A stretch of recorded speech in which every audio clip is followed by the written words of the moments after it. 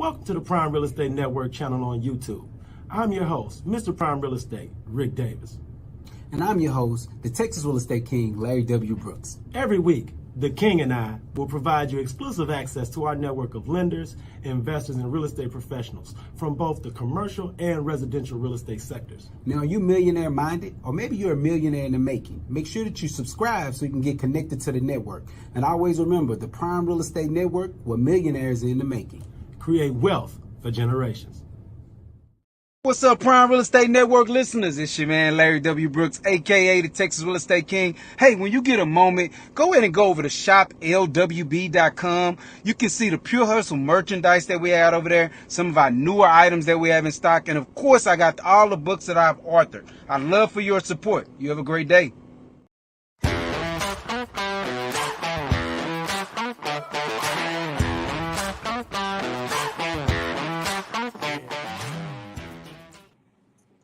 Good day and happy Black History Month. Welcome to the Prime Real Estate Network podcast. I'm your host, Ric Davis. If you don't follow me on social media, I invite you to do so at Prime Real Estate Ric. If you're looking to buy, sell, or invest in residential or commercial real estate anywhere in the great state of Texas, but especially here in our lovely city of Houston, you can reach me directly on Instagram at Prime Real Estate Ric. As always, it's an honor and a pleasure to be here with you this week. And the Texas Real Estate King and I look forward to today's interview and everyone in the audience being able to gain so much knowledge from it. As always, I want to take some time to introduce my co-host. He is not only a highly successful real estate broker, a multi-time author, serial entrepreneur, proud proprietor of the Pure Hustle clothing brand, and commercial real estate expert. I want to thank him so much for sitting in with us this week. And I'd like to introduce the Texas Real Estate King, Mr. LarryWBrooks. What's going on? Hey, what up, Rick? It's funny when I listen to you do the introduction. I'm like, I can't even get it right most of the time. You know, all of the things and the adventures that I have my hand in, man. So I appreciate you for the kind words and always the warm introduction, bro. Hey, man, it's good to see you, man, live from the Brooks and Davis Real Estate Learning, Training, and Education Center at 2600 South Loop West here in Houston, Texas, man. Yeah. What's been going on, man? Oh, first things first. What's been going on in the world of the Texas Real Estate King, and how do you feel on February the 1st as we start to kick off Black History Month? It's February 1st. I feel historic, right? Like I feel like a bunch of amazing things are about to happen. You know, I've been a leader in this real estate space for over 20 some plus years. And so as we continue to progress in our leadership capacity here at Brooks and Davis, where we celebrated 16 years a week ago. So, man, what can I say, man? We're going into a month that of February where we'll hear a lot about our history, but hopefully we have a lot of record-breaking things taking place too, man. I always tell, I was at a real estate event earlier this week, and I was just speaking on, you know, being in this space as long as I have. I've been in rooms when there's 300, 400 people, and it's 4 or 5 people that look like myself, but I've always been excited on the growth that we can have that comes from that, man. And just not being a person that takes advantage of, not taking advantage of it, being in the room, taking advantage of the exposure, and then bringing that back to grow the organizations around me. So I'm excited about it. Hey, look, I agree.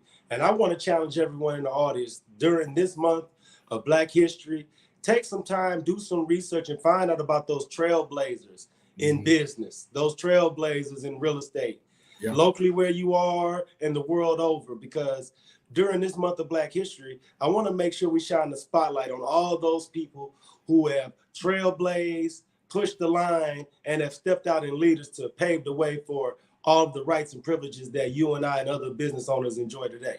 Yes, sir. So look, man, really excited about today's episode, man. The great thing about starting off early in 2024 is that we can try to help and assist all those newly licensed realtors who are looking at the year of 2024 as their first full year in real estate. Now, can you remember back to when you were newly licensed and your first year in real estate full time, Larry? Can you go back and give us some tidbits about your mindset at that time? You know what? I really do. I remember it like it was yesterday. Now one of the edge ups that I might have had, or the cheat code that I had, is that at one point I was an athlete, and so I had a code of consistency about me, right? Being able to get up early, do everything at a high level as often as you most possibly can. So that was always a secret tool that I had in my toolbox. But one of the things that I love to stay now is that even then that's relevant now is being able to do something consistent and being able to adjust on the fly. So if you're a new licensee, you just getting your license, you may not be as busy as somebody that's closing transactions already. So you got to get up and start to apply yourself immediately, start to create good habits, start to learn how to lead generate in the right way. Also learn how to get out of your comfort zone, right? Like a lot of people, when they see me, they think, oh, Larry's this amazing introvert or whatever. And I am not. Like, I am a quiet, like to keep to myself type person. But when the lights come on, it's one of those things, you go out, you perform, you give them your energy. And I'd like to return that question to you, Rick. What do you remember about your first year after getting licensed? It's funny. I remember that I always would wish that there was someone who would train you on how to start off in the business. Yeah. How the things you should be doing in your first 30 days, 60 days, 90 days. Yeah. Because I think a lot of newly licensed agents will be surprised at how foundationally, if you market, promote, and do certain positive real estate actions on a daily basis, you won't have to go through certain challenges that you hear so many newly licensed agents express on social media or on popular media. So that's what I always remember. It's like, man, I wish there was someone who wouldn't just teach us what we needed to do to pass the test, but teach us how to run a real estate business. Yeah. So that's what I think about when I think about being newly licensed. Definitely, because the thing is a lot of companies offer a lot of different systems. And what I would like to say is, when it comes to systems, you've got to learn how to put the foundation in place first, so that you can keep it and understand how to duplicate it. Even as a new realtor, you want to know how to duplicate it, because at some point you're going to get a VA, which is a virtual assistant, just to help you scale your business. And when you get ready to do that, you want to already know, okay, day one, I did this. Day two, I did that. One of the things that was really phenomenal when I got into the business, Rita Santa Maria, the founder of Champion School of Real Estate, actually, she wrote this book right here that I'm featured in on chapter 5, the real estate successful tendencies. But I say all that to say is, she had came up with she had a manual at the time. It was your first 30 days of real estate. And I remember it like it was yesterday, because it was very simple steps, but it was activities that she had seen traditionally done by successful realtors. And I mean, those things work, right? Don't try to recreate the wheel your first 30 days. Someone has a system around you that you just need to duplicate, customize it for yourself, and go out of your way with it.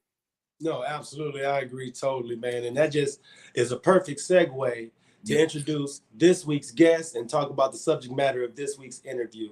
So every week, Mr. Brooks, we give you a chance to share with our audience a little bit about how you were able to connect and be networked with our guests, and what had to happen to be able to get them to commit to sitting in with us this week. So if you wouldn't mind, sir, could you just share a little bit with the audience about this week's guest and how you were able to get her to sit in with us? Definitely, man. Well, the things about sales and entrepreneurship and real estate and things like that, man, it goes hand in hand. And you really sometimes come across someone and you're doing your journey and you really don't remember where that relationship was first created. So actually, myself and today's guest, I want to say it was back in November, either October. She was a speaker. She was the lead speaker at an event that I was attending in Detroit. And I saw her. We kind of had a chance to have a little sidebar conversation. And we was like, we know each other. We've been knowing each other for quite some time. We just don't know where that relationship was created at. And so I reached out to her earlier this year, asked her to be a part of the podcast. And so graciously, she said yes, man. So I'm excited that she gets to share some of her amazing gems and some of her journey with some of our guests today. So I'm excited about it, Rick. Hey, man, thank you so much. And without any further ado, I'd like to introduce this week's guest. This fine lady is one of the most successful real estate business development consultants anywhere in the state of Texas. She's also a residential new home expert. But most importantly, she is the founder and CEO of Live Better Ventures. I want to thank her so much for sitting in with us this week. And I'd like to introduce to the Prime Real Estate Network audience, Miss Fee Gentry. How are you? Hey, what's What up? up, Fee? What up? Fine people. Thank you. I'm so glad so I finally much, made it on the Miss show. I thank you so much for sitting in with us, man. It's an Yeah. honor and pleasure to have you in on the show. I've had the opportunity to research not only you, your brand, and your company for the past couple of weeks, but for the members of our audience that are meeting you for the first time, Ms. Gentry, could you just introduce yourself, your company, and let our audience know about what type of services you provide to the real estate community? Sure. My name is Felicia Gentry. That's my government name, but I go by Fee. I go by Fee. And I'm an entrepreneur. I've owned 9 different companies in 6 different industries over the years, but this is my 20th year in real estate. I got licensed in 2000. So this is entering, 20 years in the real estate. So I'm really an entrepreneur. Probably you already know some of the things that, I specialize in new home construction. But more importantly, what I've transitioned to, I just want to stop being, after serving on the board of directors for EXP World Holdings, I'm the founder of the Black EXP Network and One EXP, done a whole lot of stuff there, right? The first Black woman in US history to sit on the board of a publicly traded company. So I've done a lot of stuff in the real estate industry. But what I'm proud of now is that I get to take all those years of experience and then now invest in the next generation of leaders and faces that look like you and I, right? The next generation of leaders in the real estate industry, specifically I work with title agents, business, those in business development and real estate agents, lenders. So that's kind of what I'm doing. And I'm still the founder and CEO of Live Better Ventures. So that's what we do. Yeah. No, first things first. I want to congratulate you on making Black history. See, Larry and I had no idea that we had a living, breathing part of Texas Black history sitting in on the show with us this week. So thank you so much for your contribution. You're welcome. Yeah. But one of the things I wanted to ask you first and foremost is that we and Larry were talking about what it feels like to be a newly licensed agent. And that first month out in the business. So Ms. Gentry, could you reflect back to when you were newly licensed, and what kind of thought process did you have when embarking on this path of real estate consulting and being a real estate professional? Yeah, man, let me tell y'all, when I got my license, I didn't know the difference between a lockbox and a listing. I had no idea. Right? I had no idea. But what I did know, and I was kind of like Larry, I was an athlete and I understood marketing. So I had already owned a sports event marketing management company. I'm from H-Town. So I was, I already knew marketing, but I didn't understand the real estate pieces of the contract and all that. And then I got the best advice. Don't worry about the contract, go get the business. And so that's what I did. I sold 39 homes my first year, had no idea what I was doing. And I thought it was like, they were like, oh, you're going to get a bronze medal. And I I was like, bronze, I'm used to winning. You better. So I said, I sold 39 homes my first year. Like, so how do I get a gold medal? Like, what do I need to do? Right. So that's literally, but I was scared, y'all. I was terrified of real estate. I did not really, real estate was plan F. I had planned on being a sports therapist. I was in physical therapy school doing my master's in sports medicine. And that dream kind of blew up. I found out that I didn't want to be a body mechanic. And that's what ended the world of real estate. It was like plan F. Yeah. Doing our research on you, Ms. Gentry, one of the things that Larry and I most were intrigued was because both of us have a background in new home residential sales. Mm-hmm. And with you being an expert in that field and educating agents on how to leverage new home construction as a foundational part of their real estate business is something that when you sit on that side of the table working for developers, you don't necessarily consider how purposeful agents can be when they bring clients into new home construction models. So could you just share a little bit with our audience about your experience with new home builders, okay, and why you feel it's such an important part of building your real estate business foundational? Sure. So my experience has been this. I was really fortunate when I got into the industry back, like I said, in 2004, to have a mentor who specialized in new home construction at the Big Red Company. He was number 6 in the nation for new construction sales. And so what I understood was that was that new home construction, now there's a whole lot of reasons for why I believe new home construction should be part of it. But my experience was that I got to sit underneath him and do new home construction. And let me tell you all what I had to do. And people don't understand the part that they didn't understand that looks good on the outside, is that they're like, oh, well, you have these builders and developers that were giving you business. But what I had to do before that, they didn't understand. It took me 2.5 years of visiting every single builder in the greater area that I worked in. So I went to every single builder. I had a milk route Tuesday, Wednesday, Thursday, Fridays, and either a Saturday or a Sunday. Well, Tuesday, Wednesday, Thursday, and then probably a Saturday or Sunday where I went and visited every single builder so I could understand their inventory. I could understand their floor plans, and then I could also contribute. Residential what do they call the people who sit in the counselors, right? Sales counselors. They don't care. You know what happens when you walk in and say, hey, if you have a house to list, or if you have a client, if you have a house to list, give me that referral business. You know what they'll do? They'll politely take your card and put it in the desk with all the hundreds of other cards that they get.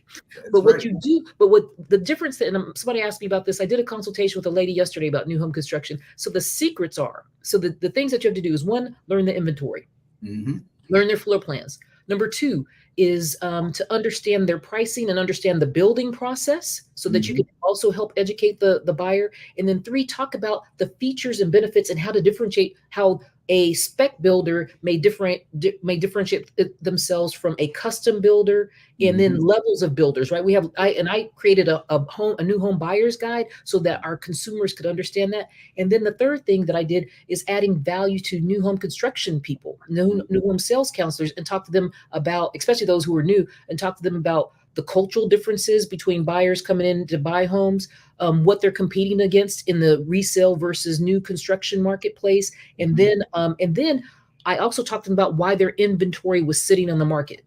Yeah. And it was usually pricing or location, or they might want to stage, because they're not like us. They're new home sales. They're only trained in selling that product, and they're sitting there. So it's also educating them and then providing value to them. And then I talked to them about marketing, sales, etc. And then bottom line was putting butts in seats. Putting butts in seats, yeah. And I hope the people that are listening are really hearing what you're saying, because you just gave the gems to actually being able to cultivate a new home sales relationship with these counselors, instead of you just getting your card dropped into their drawer, like you said. Because one of the things to add to what you said, one of the things that I would do when I would visit them, I even went out of my way to get the little folders, right? And I would put each floor plan inside of there. So I would go when I visit them, I would have it. I would make sure I take notes. When I would bring clients out, I would be using it as my form of directory, just to sharpen my skills. And even when I would take my days on my milk runs and visit with these sales counselors, I'm telling them about some of the things that their competitors 2 blocks over or neighborhood over is doing, to help educate them on, this is maybe something you want to take to your sales manager that you guys can tweak, everything from their signage to all of that. So you are hitting it on the mark. And if they're listening, those people that want to be involved in new home sales, these skill sets that those gems that you just gave are the game changers when building that relationship. Right. And the other part is I would bring in other licensed realtors. So I held events, and I still hold events for real estate professionals. And it's a course that I teach on how to earn an extra 6 figures a year selling new home construction. So when you bring in 30, 40, 50 into that model home, and you teach them about new home construction, and you have the tours, what does that do? It makes the new home sales counselor look good. Their sales manager start looking at the traffic that comes in, because they get to count them as traffic, right? As foot traffic. It's an amazing, those are the things that change them. And you do a new home, and then you start bringing in clients. So I do new home buyer workshops in those same model homes. So when you're doing that, that's exact. And so I did what's called a 512 tour. So in Austin, people, I would have them fly in, and if they bought a home that weekend, we have a bus. I'd have a bus and tour them around, or a car, tour them around. If they bought a home with that builder, I would reimburse them for their flight, for their ticket and hotel. So it's just different and innovative things that you do that take that to the next level for new home construction. Yeah. But it's mostly the milk route. But it's been a lot of the stuff is the milk route. It's the relationships. Because some of them boys, like some of those dudes, I knew that they weren't going to never do business with me. But then I got down to the core people who I went and visited. And then that's how I started getting the accounts. And so so what I didn't also talk to you about is the move up specialty. Mm-hmm.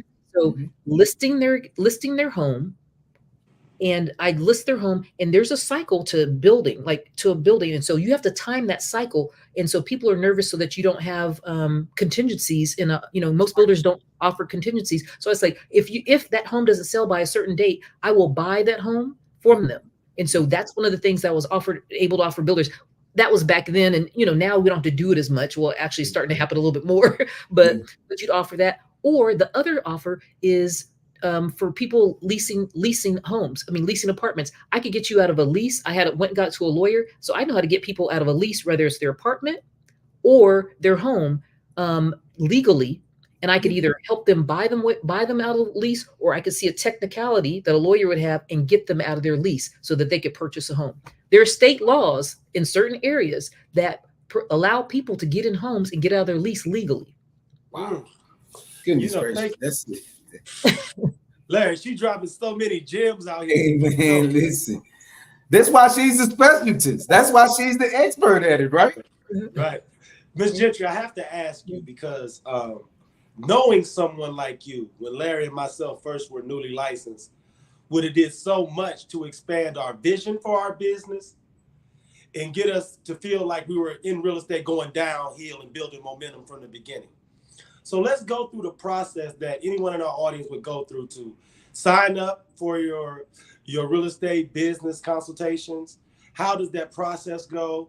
Is it virtual meetings? Are there things that they would have to come to Austin? So just go over that process for our audience, please. Sure. It depends on what level of, it's like there's levels, right? There's an introductory level where there is, I do a half day consultation, and it can be virtual or it can be in person. So like the lady that I'm doing next week, we're going to be virtual. She's going to actually follow me around and just follow me for the day. And I'm going to provide her so both written and written and actual on-site travel. And then the other part of it is that I have a class that's called the fellowship, and it's teaching people how, because most real estate agents are renting their careers.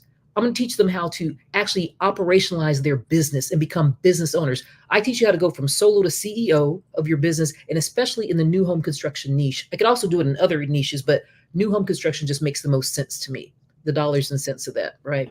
And so it's that piece of it. So it's consultation, it's the fellowship, or it's sometimes I'm doing, like on February 22nd, I think I'm doing a live training event. One of the things that's so amazing about that new home sales niche that you talk about is that it allows you to beget more sales exponentially by the amount of marketing and legwork and working that milk route like you and Larry were talking about. So could you just speak to some of the success stories that you've seen come out of your consultation classes from some of your former students on how they've been able to propel themselves forward after taking advantage of your tutelage and implementing some of the techniques you taught them? That's probably my proudest piece, is being that mama to people who found themselves stuck. So I'll just talk about Joy, for example. Joy's she was an icon level agent, but she was like still stuck in that sales side of it. I'm like, well, you're in Virginia.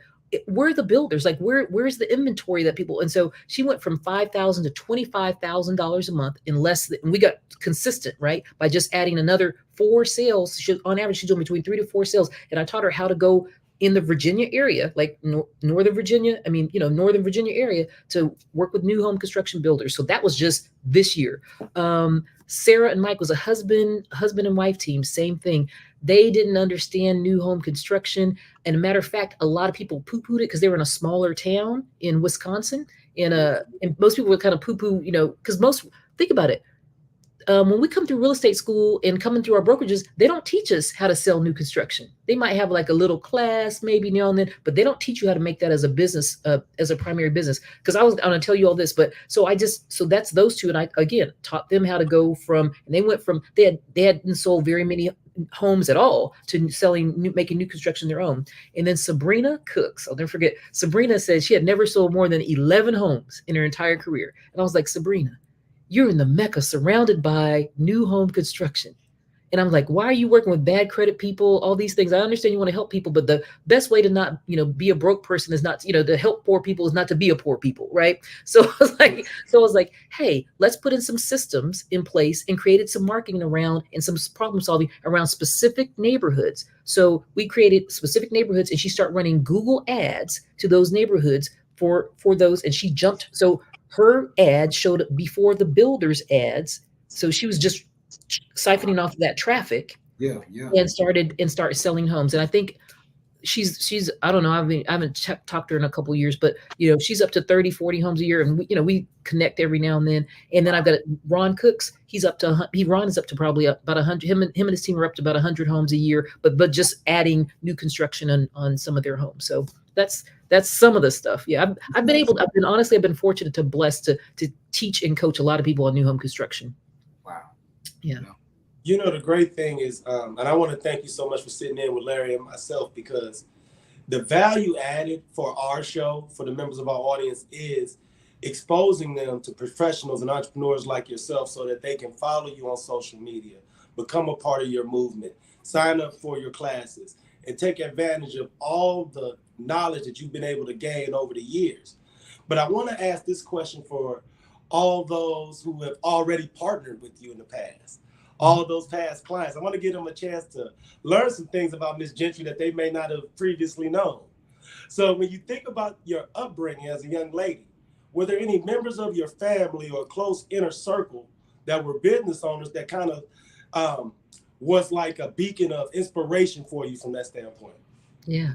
I'm always going to start. The closest was my mother. My mother was although she was an executive leader in, a major hospital system, she also was an entrepreneur. And so she owned property. She owned a laundromat business. So I believe in, we always believed in ownership of, I don't just believe in ownership of of houses. I think you should own local, right? People always talk about buy local. I think you should own local businesses as well. And so that was probably one of my biggest influences. And then Mr. Henningberg, this gentleman who I just remember Mr. Henningberg, and he always owned several businesses, and he always talked about the power of cash flow and owning your businesses. So those were probably the two biggest influences. Yeah. With someone with the background and the influences that you had, what did you do before entrepreneurship, before you became a business owner? Did Miss Gentry have a life before you evolved into the business titan that you become? Because so many times people meet people like yourself and Larry, and they tend to undervalue the evolutionary track that you have to go on to become successful and build a successful brand. So could you just share with our audience a little bit about, behind the curtain, like what life was like for Miss Felicia Gentry before she actually got involved in business ownership and entrepreneurship? Well, I can't remember, because I started entrepreneurship since I was a little kid. I mean, I used to sell marbles and candy. I used to package and bundle marbles and candy and stuff. But I formulated like my first company. I used to iron BDUs for soldiers. I'd iron, I charged 50 cents for the top and $1 for the pants, or like $1.25 for ironing uniforms. I've pet sit. I've done all that stuff. So I don't have a lot of corporate experience, to be quite honest with you. The first time I ever worked for a corporation was Enron in Houston, in downtown Houston. And 7 months later, that's when Enron went down. So I've never. So I was like, that's a sign that I'm not supposed to work for anybody.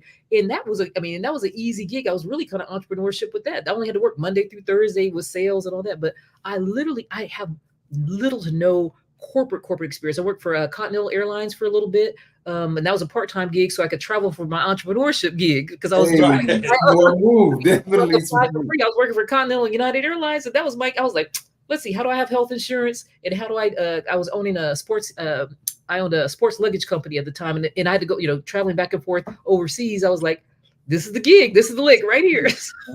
That's what so I really don't. Yes, I really don't have a lot of corporate experience, to be honest with you. Yeah, it's always been. I always knew that as an athlete, I always want the ball in my hands. So as an entrepreneur, I just always wanted to have control over my destiny. Wow. So So please, Ms. Gentry, share your websites, contact information, social media handles with all the members of our audience so they could tap in and become a part of your movement, please. Sure. It's at Fee Gentry. Everything. So Instagram, contact me on Instagram, fill out a form. I think there's like a form and sign up, and if you want to have a consultation with me, I do like 15 to 30-minute consultations. You go to feegentry.com. Everything is just feegentry.com and to contact me, and I'd be glad. And for your special guests here, like I said, I'd be willing to do a consultation with them, and specifically on new home construction. So I do, So or whatever else. I mean, I think what I've been talking about lately, really, that I think most business owners need to know about is about ownership, and that's the things that we do around the area of real estate, which is we contribute to a lot of deal flow, but we only get paid once. I think we need to get paid 3, 4, 5 times off of a transaction. And that's what I've been talking about, is owning your business. So I've now been investing in other entities like title companies, landscaping, home cleaning businesses. So we can talk about that. That's a conversation they definitely need to have with you, Fee, because I remember we touched on it the last time we were together, and I was blown away about just so many. Because we literally in the service industry that we do, in the real estate market industry, we touch a lot of different people that, we compass our ability to help sell someone a home compensates in so many other different ways. And the way that you bring all of it together just makes sense. So definitely that's a reason that people should tap in, just to know that there's another resource out there to them, another opportunity for them to create other streams of income, right? So people talk about it all the time, streams of income. Yep. That's really important, especially moving forward in today's real estate industry, or just as an entrepreneur, period. Yeah. Yep. Absolutely. I thank you so much, Fee. Larry and I want to extend an invitation to you formally to be able to sit in with us anytime. Anytime you in Houston, if there's any workshops that you're putting on, please keep us at the front of mind. I want to thank you so much for sitting in with us. Is there any final words you'd like to share with our audience, or any final thoughts you'd like to leave with our audience, Ms. Gentry? Yeah, it was a couple things. One of the things that I would always talk about, once you discover, when you understand that you can create any type of life or business, that nothing can hold you back. So we're talking about Black History Month, which I don't like that much, because sometimes we want to put Black History Month. We are history, right? We are. So we shouldn't be limited to that month, right? So we're like, it should be 365. So once you can discover that nothing can hold you back, except you, and it's mostly here inside of your head, you can become anything that's possible. Anything. Once you develop habits, great habits, have a mentor around you, somebody who could teach you, right? To be teachable, and be learning based. So that's it. So that's what I really want to leave to the audience, is those 3 things. This right here. Thank you so much, Queen. I appreciate you. Larry appreciates you. There are so many gems that you share with our audience today that just hearing your interview can help to take people's business to the next level. But I want to implore everyone to reach out to you formally, schedule a consultation, let Ms. Gentry know you heard about her and watched her on the Prime Real Estate Network, so that you can get that love that she shows. That's right. And if you ever need anything, like I said before, please reach out to us. And we want to thank you so much for sitting in with us. Thank y'all. Thank you, Larry. Thank you, Rick. I enjoyed it. I love hanging out. Yes. Bucket list. Thank you so much. Talk to you soon. Talk to y'all later. Bye-bye. Hey, look, man, ain't it good to hop in the time machine and go back and think about what it was like to be newly licensed and fresh, and get that fresh perspective, man. What are some of the things you took from that interview, Larry, that you felt like was especially intriguing?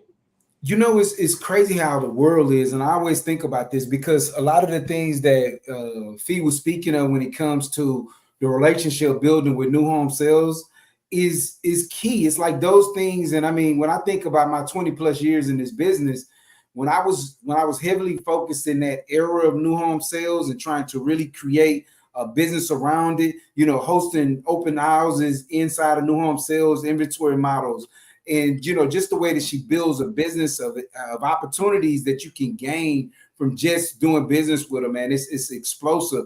And I really think that people should take it seriously if that's an industry or a space that they're looking to be in, because it can grow their business in different areas. Because I remember I would perform the actions through social media and then gain, other individual residential sales from it. It was just like a byproduct, man. So definitely she gave gems when it came to that. But not only that, one of the things that I really think that stands out is that it's us in the real estate industry. We really do create a lot of other opportunities to get other streams of income, everything from electricity companies,